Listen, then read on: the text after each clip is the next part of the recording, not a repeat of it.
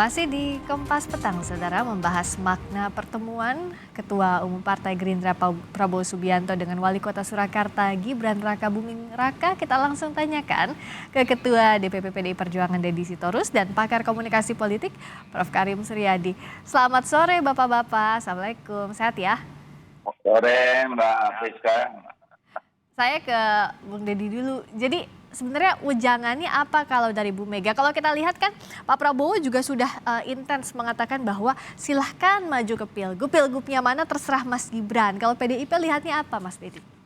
Ya, pertama saya mau klarifikasi dulu, saya bukan salah satu ketua Oke. DPP PDIP ya. Saya anggota DPR RI dan juga pengurus di Badan Legislatif PDI Perjuangan. Oke, Nah, siap, soal dicatat. pertemuan Ibu Mega dengan Gibran itu kan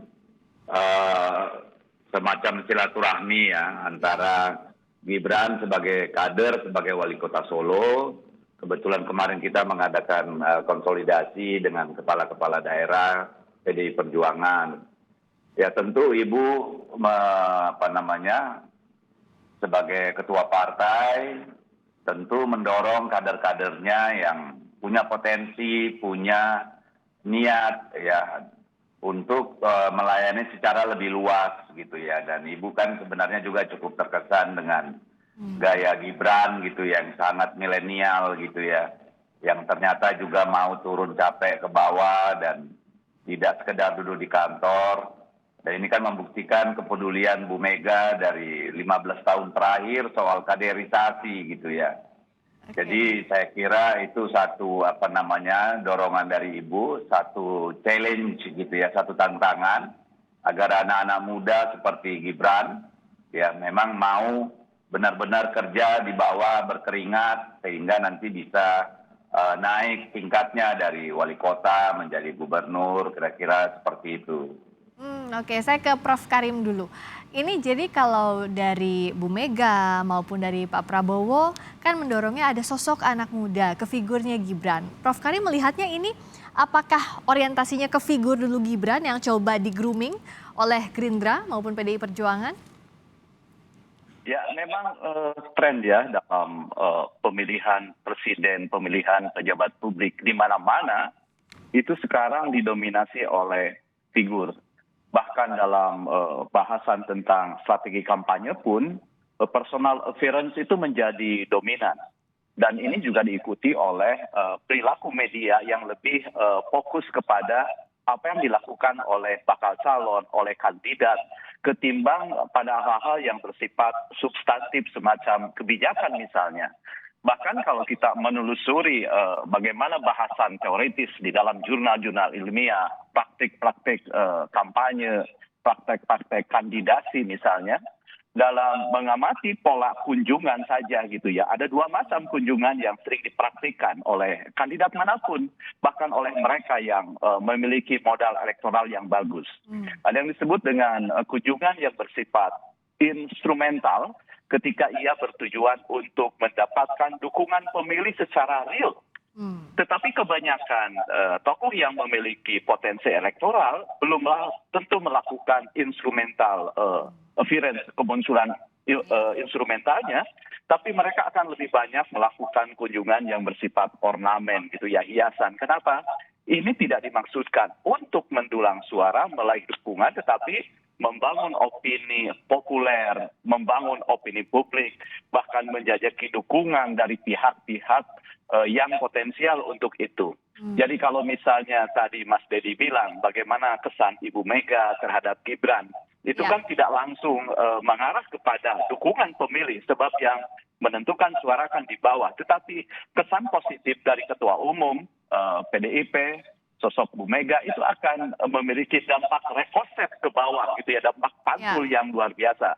Ini yang menjadi tren gitu ya, yang menjadi tren elektoral, sehingga kita tidak lagi sekarang bicara secara substantif layak atau tidak, tetapi bagaimana tokoh, figur, kemudian kemunculan itu menjadi tren di mana-mana.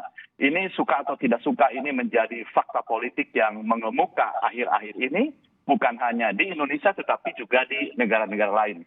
Karena ini Bahkan yang saya baca ditunjukkan ya misalnya, Prof ya dalam beberapa pertemuan, ya, salah satunya safari politik ini yang dijualnya adalah misalnya berkudanya, memberikan sepatunya untuk Jan Etes, bagaimana menunggang kuda itu, apa filosofinya dikaitkan dengan pertemuan dengan Pak Jokowi 2016 lalu misalnya begitu ya Prof? ya, ya, misalnya kita punya referensi yang cukup ya soal ini. Ketika kita melihat bagaimana Presiden Joko Widodo maju gitu ya, kemudian mulai dari berangkat dari Solo, kemudian menuju Jakarta, kemudian ke Republik, kan tidak langsung Ya, bicara melulu politik dalam pengertian state, dalam pengertian power, tidak. Tapi banyak sekali itu dilakukan. Juga di luar negeri seperti itu. Jadi Oke. sekarang kenapa begitu? Kenapa begitu? Karena ada apa ya? Baik negara apapun ideologinya, tapi ada kesan umum bahwa orang yang terlalu kelihatan sangat mau atau terlalu kelihatan maunya itu dikesani kurang baik. Di Oke, negara saya manapun tanyakan gitu. ini ya Prof ya, izin saya ke Ya. Mas Dedi dulu. Mas Dedi, jadi apa yang ini tunjukkan sebenarnya dari pertemuan ini kalau PDIP lihat ya, tadi pertemuan dengan Bu Mega atau tadi berkudanya dengan Pak Prabowo ini, jangan langsung bahkan dengan Pak Prabowo untuk Gibran yang kita tahu juga didukung penuh oleh PDI Perjuangan.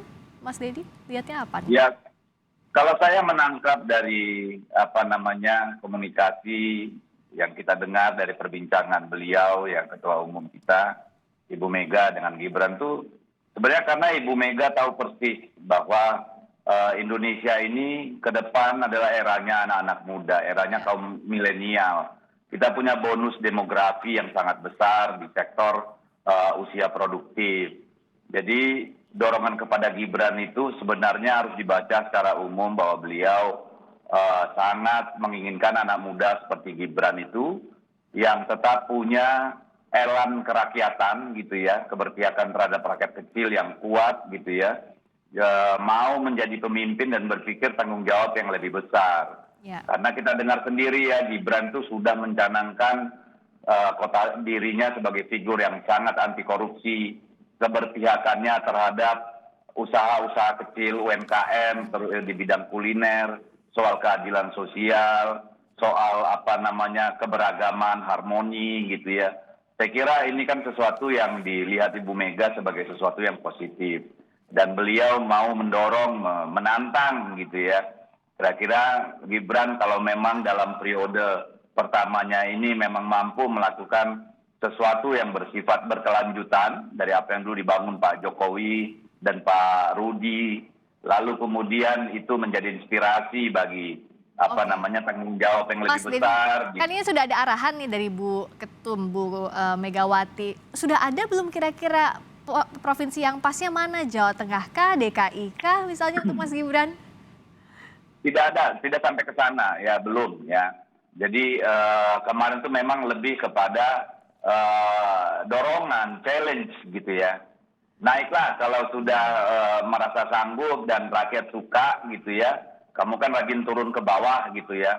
Kita tahu kan Gibran, tidak hanya Gibran, istrinya juga sangat aktif itu di lapangan gitu. Itu kan sesuatu yang menarik bagi Ibu Mega gitu ya. Dan di challenge gitu ya, kalau kamu merasa mau dan punya keinginan yang kuat dan rakyat mendukung, cobalah nanti maju gubernur, kira-kira seperti itu. Oke, jadi Dan itu tantangan provinsinya. bukan hanya buat Gibran, tapi juga seluruh pemimpin-pemimpin muda dari PDI Perjuangan. Karena kan Oke. PDI Perjuangan memang partai kader gitu. Oke, saya tanya ke Prof Karim. Kalau tadi PDI Perjuangan belum ada provinsinya, tapi kalau lihat Gibran ini mana yang lebih pas? Ya, keputusan kan balik lagi ke Mas Gibran ya. Tapi kalau Prof Karim lihat dari komunikasi ini, apakah ke Jawa Tengah karena sekarang Gibran adalah wali kota Solo, atau ke DKI? Kalau kita tahu kan Pak Prabowo ini kingmaker untuk 2 gubernur DKI Jakarta terakhir, Pak Jokowi waktu itu juga Pak Anies.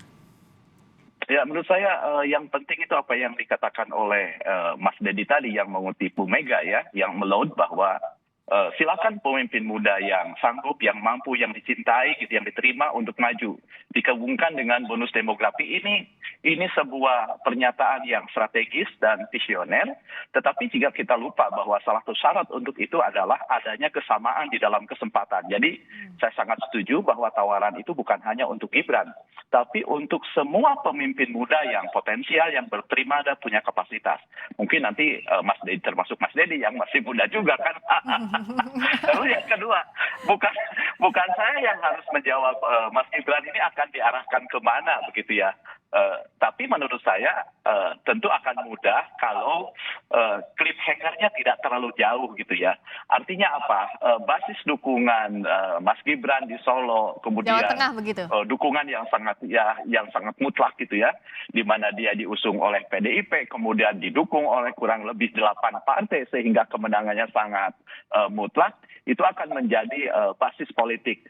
Tetapi sebenarnya kan pengalaman mengelola urusan publik itu sama saja. Apabila dia memang punya capaian yang fenomenal, yang luar biasa di Solo, itu akan menjadi mata uang yang berlaku di mana-mana. Jadi menurut saya, alih-alih membidik provinsi mana yang akan dipromosikan atau ditempatkan di mana, menurut saya yang lebih penting adalah meninggalkan rekam jejak, pengalaman yang luar biasa, capaian yang cemerlang, sehingga itu menjadi modal, menjadi kartu yang akan membuka jalan kemana Gibran akan melangkah. Karena jabatan menjadi wali kota itu sangat strategis menurut saya dibanding gubernur. Kenapa strategis? Karena ia punya wilayah, penduduknya konkret, berhubungan langsung. Ketimbang misalnya menjadi gubernur, ia semacam mengelola konfederasi gitu kan, tidak masuk ke wilayah yang terlalu detail. Karena di sana ada bupati, di sana ada wali kota. Justru ketika ia menjadi wali kota, ini modal utamanya gitu ya, Prof. Dan modalnya akan menjadi uang yang berlaku di mana-mana ketika ia akan mencalonkan diri menjadi gubernur Jawa Tengah, bahkan gubernur DKI Jakarta, atau di mana saja, di mana PDIP menjadi kantong-kantong suaranya, begitu.